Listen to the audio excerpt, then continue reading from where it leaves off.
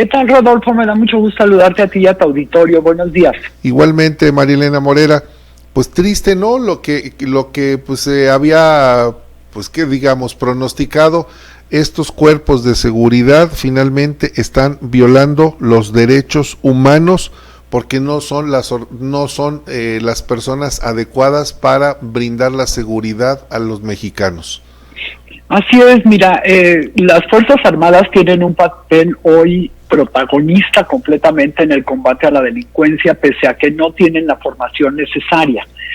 Básicamente la diferencia entre un policía y un militar es que el policía ve enfrente a un ciudadano que cometió un delito. El militar ve enfrente a un enemigo.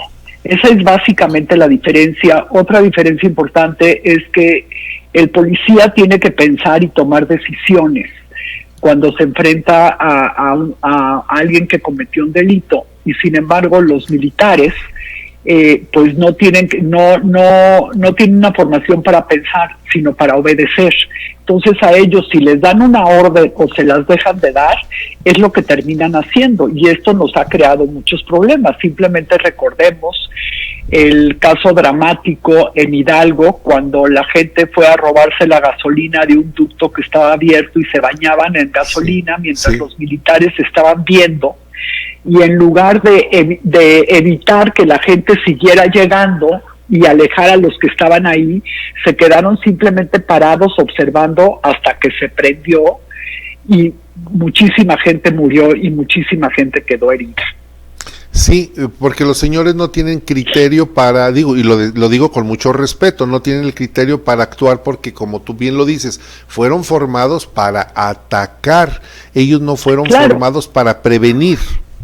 Sí, y fueron formados para obedecer, no para tomar decisiones en el momento. Entonces, el presidente nos miente cuando nos dice que ya no hay torturas, que ya no hay violaciones a los derechos humanos, y la misma Comisión Nacional de los Derechos Humanos lo desmiente al sacar la cifra de la cantidad de violaciones, o sea, de quejas que ellos han recibido a través del sistema de alerta. Y entonces, bueno, pues lo que vemos, como bien decías al principio, son al menos 3 quejas diarias a la comisión sobre la Defensa Nacional, o sea, la Sedena, la Marina, la Guardia Nacional, la Fiscalía General de la República y el resto de las dependencias federales en seguridad. Y fíjate si me permites leer lo que comenta la Comisión Nacional de los Derechos Humanos, lo que comenta, más bien lo que reconoce, dice: las quejas hacia estas instituciones son por detenciones arbitrarias, uso arbitrario de la fuerza, tratos crueles e inhumanos, tortura, intimidaciones, agresiones contra migrantes, transgresión a los derechos de las mujeres, desaparición forzada, privación de la vida, retención ilegal, toma de bienes sin consentimiento de los dueños, vil robo, irregularidades en las órdenes de cateo, omisión en brindar protección y auxilio y la imputación indebida de hechos. Oye, todo un catálogo de violaciones. Pues, ya no encuentro otro tipo de violaciones que pudieran haber cometido. Así es, mira, la violencia no ha parado. Las ejecuciones, las desapariciones siguen igual, y además hay un endurecimiento de las leyes respecto a la prisión preventiva oficiosa. Y tenemos una Guardia Nacional que nos dijeron que iba a ser civil y en la práctica es completamente militar. Entonces, bajo esta perspectiva no vemos hacia un futuro próximo que las cosas vayan a mejorar, desgraciadamente. No, y están aumentando el número de homicidios dolosos que desde luego nos dice el presidente que esta es la herencia del modelo neoliberal, pero ya tenemos 69,000 homicidios, más de 69,000 homicidios dolosos cometidos en estos 2 años, equivalente a 2 veces la cifra de su más cercano presidente con homicidios, que fue Enrique Peña Nieto, pero 3 veces la cifra que registró Felipe Calderón, que es al que más critica de haber agitado el avispero en el mismo periodo, lo que habla de un modelo fallido, Marielena Morena, un modelo fallido de combate a la delincuencia organizada o a los grupos criminales. Así es, mira, no ha entendido el presidente que precisamente muchísima gente votó por él, porque él había ofrecido un modelo diferente de seguridad, un modelo basado en la prevención, un modelo en el que los militares se irían nuevamente a los cuarteles, y sin embargo en el momento de llegar al poder hizo justo lo contrario. Les ha dado mucho más poder, y no solamente en áreas de seguridad pública, porque recordemos que hoy tenemos a los militares construyendo el aeropuerto de Santa Lucía, van a construir el aeropuerto de Tulum, van a administrar los aeropuertos y se van a quedar con el dinero de la administración de estos aeropuertos, están administrando los puertos, todos los puertos del país. Reparten libros de texto, reparten medicinas, están construyendo las oficinas bancarias, los bancos estos del bienestar, y además ya hay ahí algunas luces que dicen que se va a fusionar el Banco del Bienestar con el Banco del Ejército.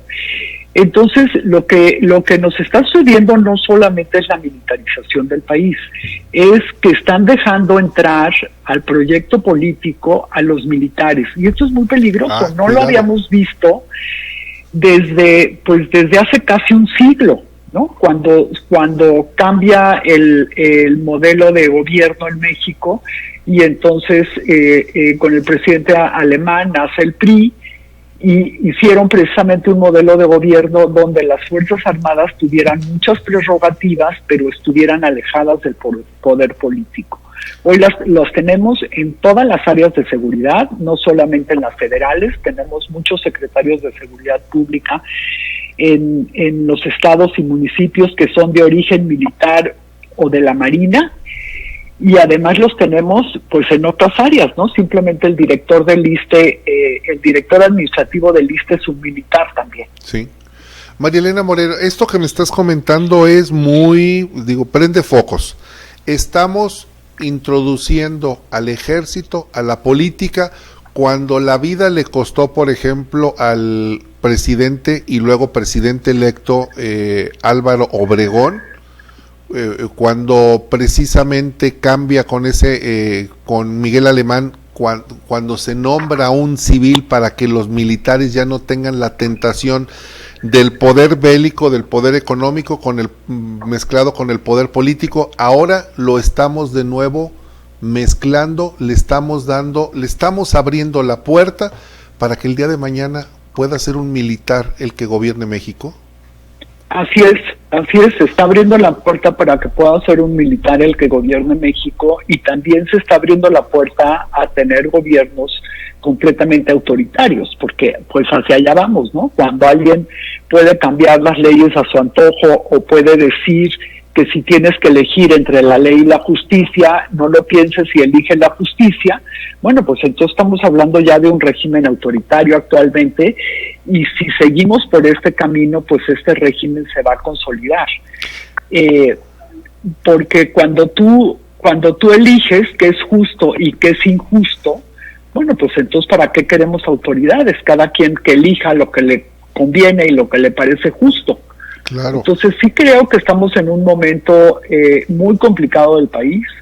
Ojalá el presidente reflexione y tome otro rumbo del que hoy vemos, porque las Fuerzas Armadas hoy están en temas de seguridad, pero también son empresarios, también son constructores, también son administradores, y parece ser que también serán banqueros. Pues sí, son todos.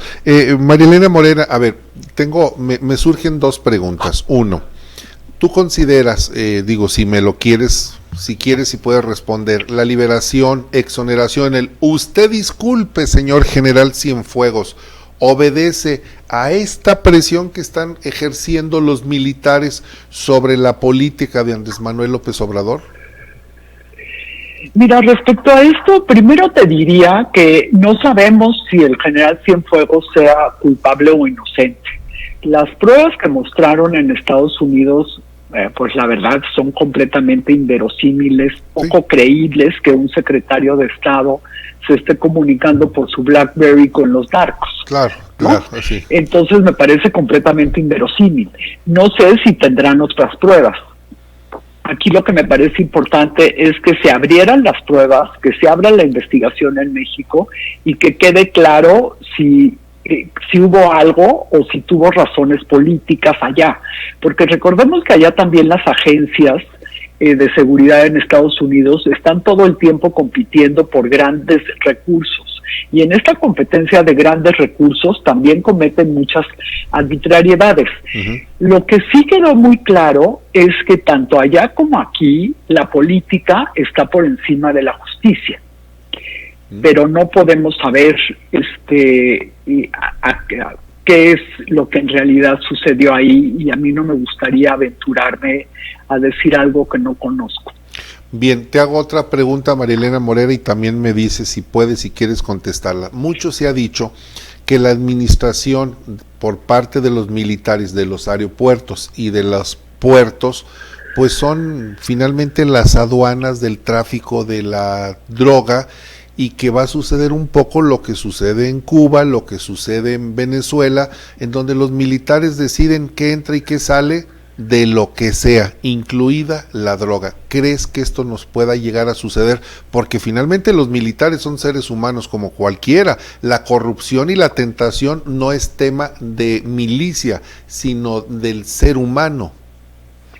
Así es, mira, en esto sí coincido contigo. Yo creo que la falta de controles que tenemos sobre la milicia en México puede provocar cualquier situación que tú quieras hacer una hipótesis sobre ella.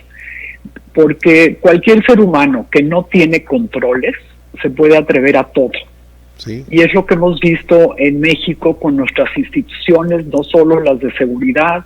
Vimos lo que pasó en la estafa maestra y lo hemos visto pues en muchas instituciones del Estado mexicano, corrompidas por empresarios, corrompidas por cualquier ciudadano, y por supuesto se dejan corromper porque no hay límites, ¿no? Nuestro problema es la gran impunidad que tenemos cuando las instituciones son tan opacas, ¿no? Y no hay institución más opaca que las Fuerzas Armadas, porque como todo es seguridad nacional, pues es muy difícil hacer una auditoría y saber lo que está sucediendo adentro.